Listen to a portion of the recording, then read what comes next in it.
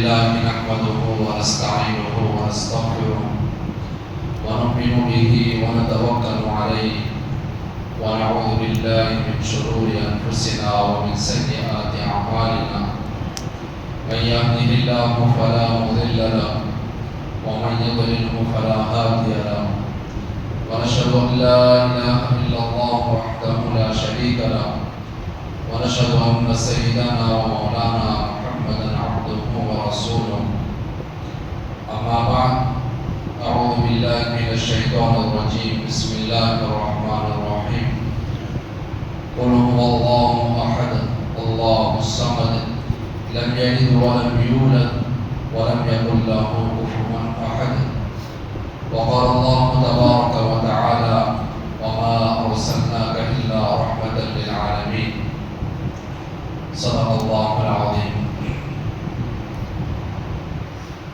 میرے بھائیوں دوستوں بزرگوں، ربیع الاول کا مہینہ چل رہا ہے. آج 8 تاریخ ہو گئی ہے اور ربیع الاول کے مہینے کے اندر عام طور سے اللہ کے نبی علیہ السلام کا ذکر مبارک ہوتا ہے اور کرنا بھی چاہیے. آپ علیہ السلام کے امت پر بہت سارے احسانات ہیں. آپ نے دنیا میں تو احسان کیے، آخرت میں اللہ کے نبی علیہ السلام اپنے امت کے لیے احسانات فرمائیں گے. سب سے بڑا احسان آخرت کے اندر اللہ کے نبی علیہ السلام کا جو امت پر ہوگا وہ سفارش کا ہوگا. آپ کی سفارش سے ہم جنت کے اندر انشاءاللہ جائیں گے. اللہ تبارک و تعالیٰ ہمیں حضرت محمد صلی اللہ علیہ وسلم کی شفاعت کا حقدار بنا دے. دنیا میں بھی آپ نے بہت احسان کیے ہیں، ہم آپ کے احسانات کا بدلہ نہیں چکا سکتے. پوری زندگی بھی آپ علیہ السلام کی ذات اقدس کے اوپر ہم درود شریف کا نذرانہ ہم پیش کریں تو بھی ہم آپ کے احسانات کا بدلہ نہیں چکا سکتے. آپ کا بھی احسان، آپ کے گھر والوں کا بھی احسان، آپ کے خاندان والوں کا بھی احسان، آپ ہی کے قربانیوں کے نتیجے میں، آپ ہی کے قربانیوں کے بدلے میں اور آپ مسجد کے اندر جمع ہیں اور اللہ کے سامنے سر جھکانے کے لیے آئے ہیں. آپ کے خاندان والوں نے قربانیاں دی ہیں، ان کے قربانیوں کے بدلے میں اللہ تبارک و تعالیٰ نے ہمیں قرآن کریم جیسی نعمت سے نوازا ہے. قرآن کریم کا فہم، قرآن کریم کا تدبر ہمیں نصیب فرمائے. جو کچھ بھی ہیں آپ کے اور آپ کے گھرانے کا ہم پر احسان ہے. اس لیے آپ کا ذکر مبارک تو ہر وقت کرنا چاہیے، خالص ربیع الاول کے مہینے کے اندر نہیں بلکہ ہر دن ہر آن آپ علیہ السلام کا ذکر ہماری زبانوں کے اوپر ہونا چاہیے. بہت کثرت سے آپ علیہ السلام کی ذات اقدس پر درود شریف کا نذرانہ پیش کرنا چاہیے. اور خاص طور سے جمعہ کا دن ہو، جمعہ کے دن کے اندر بھی ہم بہت کثرت سے درود شریف پڑھیں. یہ آپ کے احسان کا بدلہ ہے.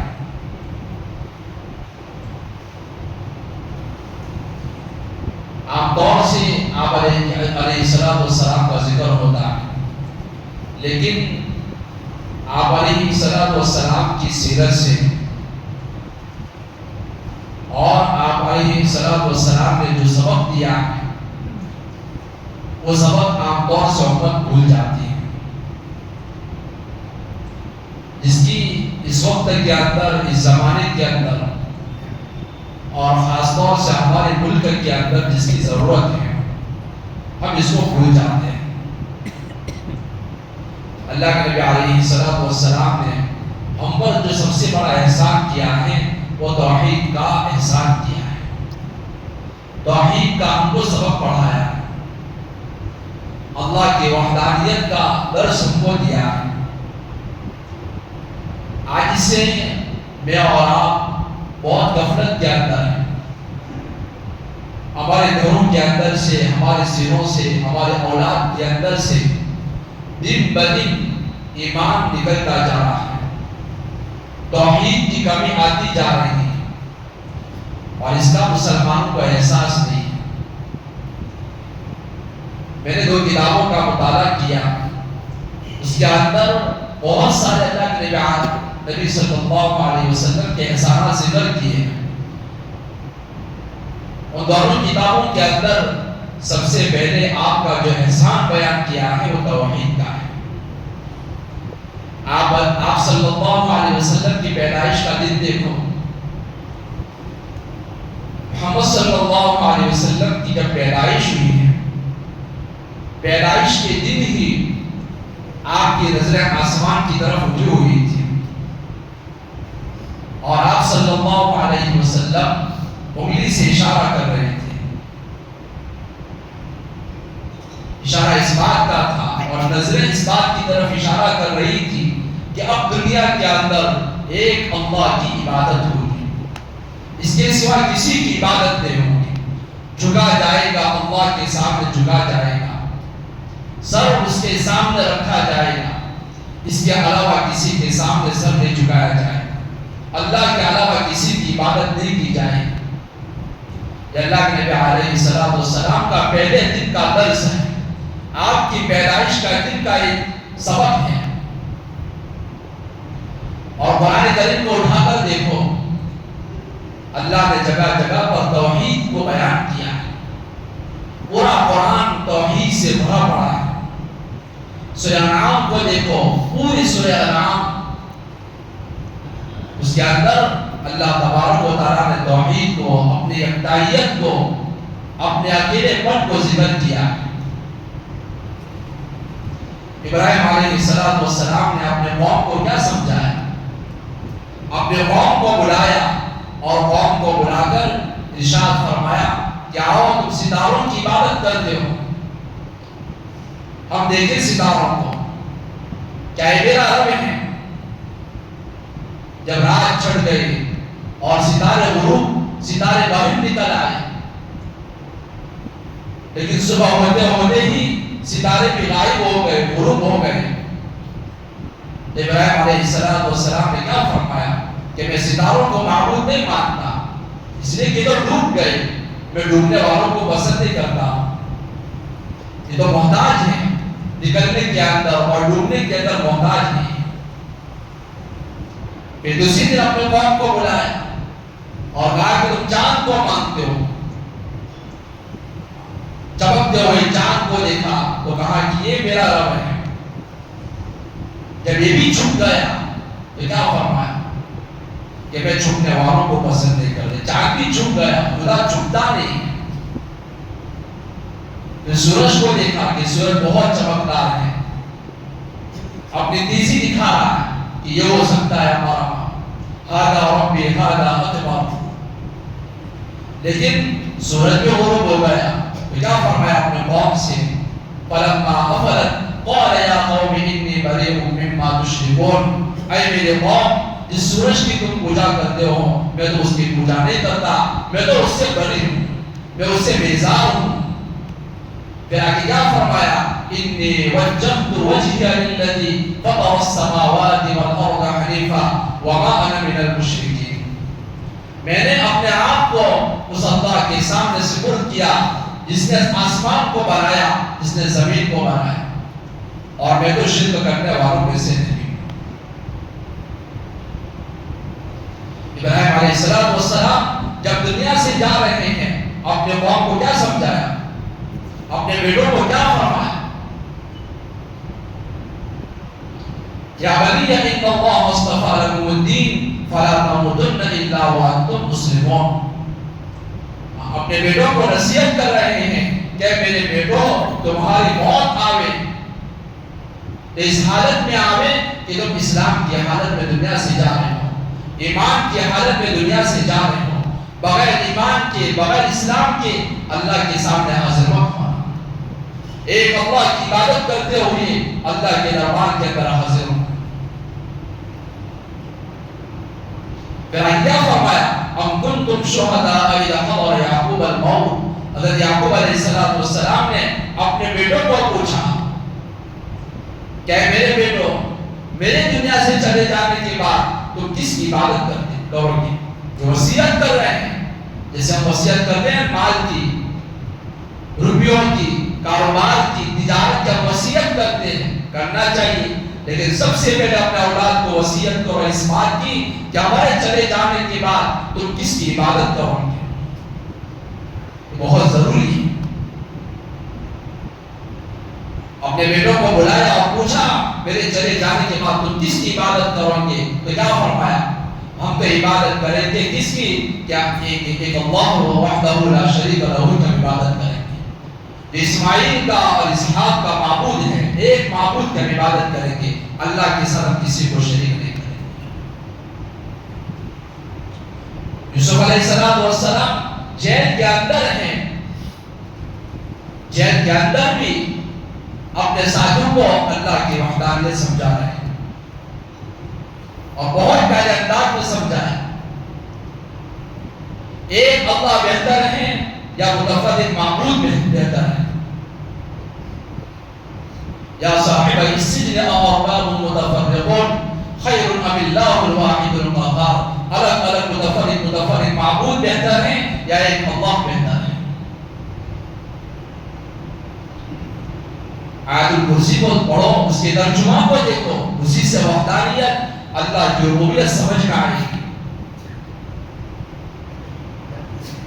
کہ اللہ کی ذات کتنی عظیم الشان ہے۔ یہ ہمارا پہلے دن کا سبق ہے۔ سورہ اخلاص جو میں نے آپ کے سامنے پڑھی اس میں کیا کہا ہے؟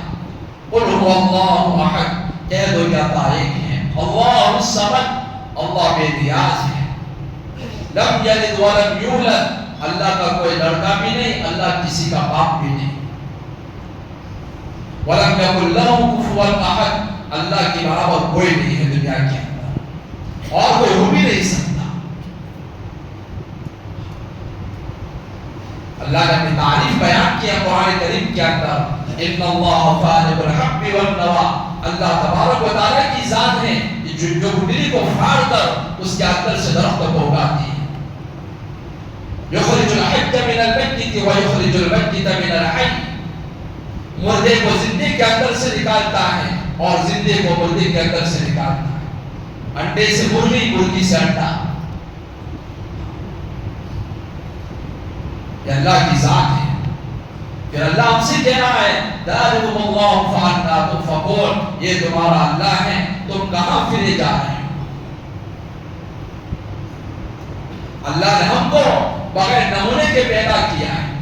یہ اللہ نے قرآن کریم کیا کر فرمایا بدیع السماوات والارض، اللہ نے بغیر نمونے کے آسمان اور زمین کو پیدا کیا ہے، بغیر نمونے کے۔ لوگوں کو اشکال ہے کہ مرنے کے بعد اللہ کیسے زندہ کرے گا، لوگوں کو کیسے پیدا کرے گا؟ جب کچھ نہیں تھے اور اللہ نے بغیر نمونے کے ہم کو پیدا کر دیا، تو کیا وہ خدا ایک مرتبہ پیدا کرنے کے بعد دوبارہ پیدا کرنے کے بعد زندہ کرنے کے بعد قادر نہیں؟ سمجھا اللہ کو، اللہ کی ربوبیت کو بغیر دلیل کے ہم سمجھیں، کوئی دلیل نہیں، ہمیں اللہ کو سمجھنے کے لیے کسی دلیل کی ضرورت نہیں ہے، بغیر دلیل کے ہم اللہ کو ایک مانتے ہیں۔ اور اگر دلیلیں چاہیے تو اپنی ذات کے اندر غور و فکر کرو۔ اللہ نے آنکھ دی ہے، کان دیے ہیں، زبان دی ہیں، دانت دیے اللہ نے، اللہ نے ہاتھ دیے ہیں، کیسے کیسے کام کر رہے ہیں۔ اللہ نے آنکھوں کے اوپر پلکیں بنائی ہیں، کوئی چیز سامنے سے آتی ہے آدمی فوراً اپنے پلکوں کو جھکا دیتا ہے، اپنے آنکھوں کو بند کرتا ہے۔ اللہ نے ناک دیے کہ اس آدمی ناک کے ذریعے سے اچھے کھانے کو، خراب کھانے کو زوم کر اندازہ لگا دیتا ہے کہ کھانا کیسا ہے۔ زبان کے ٹیسٹ کے ذریعے سے آدمی اندازہ لگا دیتا ہے کہ زبان کے اندر اللہ نے کیسی تاثیر رکھی ہے۔ اللہ نے کیسی کیسی شکلیں الگ الگ بنائی ہیں. اللہ کو ہم سمجھیں. آج شیطان آدمی کے ایمان کے اوپر حملہ کرتا ہے اور اس نے کسی کو بھی نہیں چھوڑا ہے. بڑے بڑے ائمہ کو بھی نہیں چھوڑا ہے. امام احمد بن حنبل علیہ الرحمہ بڑے امام گزرے ہیں. ان کے پاس بھی شیطان آیا اور شیطان ان کو بہکا رہا ہے کہ احمد میرے ہاتھ سے نکل رہا ہے. کہا کہ ابھی بھی تیرے ہاتھ سے میں نہیں نکلا. امام رازی علیہ الرحمہ کے بارے میں لکھا ہے بڑے مفسر ہیں. امام رازی علیہ الرحمہ بڑے مفسر ہیں. شیطان ان کے پاس آیا اور دلیل دے رہا ہے کہ اللہ نہیں ہے. 100 دلیل دی امام رازی. بڑے وقت کے مفسر ہیں, قرآن کا سمجھانے والے ہیں, قرآن کی تشریح کرنے والے ہیں. کئی جلدوں کے اندر, کئی حصوں کے اندر ان کے قرآن کریم کی تفسیریں ہیں. شیطان ان کے پاس بھی آیا اور ان کو بھی برگلا رہا ہے اور خدا کے نہ ہونے کی 100 دلیلیں پیش کی. وہ بھی پریشان ہو گئے. اس لیے کہتے ہیں کہ اللہ والوں کے پاس بیٹھو, علماء کرام کے پاس بیٹھو, اپنے دماغ اور اپنے عقل مت چلاؤ. ان کا تعلق ایک اللہ والے سے تھا, ایک بزرگ سے اپنا تعلق جوڑے ہوئے تھا. ان کو کشف ہوا, انہوں نے رحم کی, اللہ نے رحم کیا کہ تمہارا مرید شیطان کی جال میں پھنس رہا ہے. تو انہوں نے وہیں سے آواز دی کہ راضی کہہ دو میں بغیر دلیل کے اللہ کو ایک مانتا ہوں. یہ بغیر دلیل کے اللہ کو ایک مانتا ہوں. اس میرے بھائی دوستوں بزرگوں, نبی علیہ السلام کی پیدائش کا مقصد اور آپ کی دنیا کے اندر آنے کا مقصد اور آپ کی نبوت کو دینے کا مقصد سب سے پہلا یہ ہے کہ اللہ کے ایک دنیا کے اندر. آپ دیکھیں سیرت کی کتاب پڑھیں, ہم پڑھتے نہیں ہیں, یہ بڑی مشکل بات ہے. سننے کا مزاج بھی نہیں ہے, پڑھنے کا بھی مزاج نہیں, سننے کا بھی مزاج نہیں.